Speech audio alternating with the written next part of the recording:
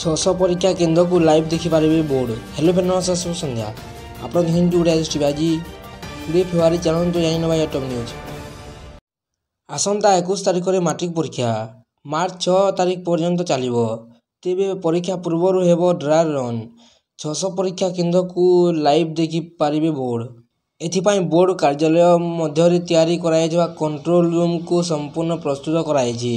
परीक्षा centre superintendent और observer mobile व्यवहार करें बोली सूचना मिली। एपटे बोर्ड सभापति श्रीकांत तराई कहते वर्षा पूर्वानुमान नहीं आम प्रस्तुत अच्छु। आसंता काली सुधा समस्त 314 नेडाल सेंटर रे पहुंच प्रश्नपत्र। सूचना अनुसार फेब्रुआरी 21 मार्च 6 जाए चलो मैट्रिक परीक्षा। 12 तारिख में नेडाल केन्द्र को पठाई प्रश्नपत्र। 19 तारिख सुधा नेडाल केन्द्र पहुंची प्रश्न। 30 जिले में 3133 परीक्षा केन्द्र, 314 नेडाल सेंटर। एथर निर्धारित समय बाहर परीक्षा फल बोली सूचना मिली। कॉपी रोकवा को चेयर स्तरीय स्क्वाड गठित हो।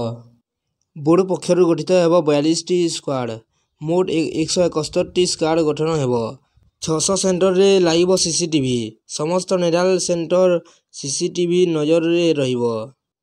खासकर प्रश्नपत्र लीक करने को बोर्ड पक्षर बड़ पदक्षेप नि कारण एथर प्रश्नपत्र रहिबो सीरियल नंबर जहाँकि भाइराल हेले सहजे धरा पकाइदेवे। वीडियोटी भल लगे लाइक करेंगे और चैनल को सब्सक्राइब कर पाखर क्लिक करेंगे जहाँद्वारा आप टॉप न्यूज सर्वप्रथम जानीपर।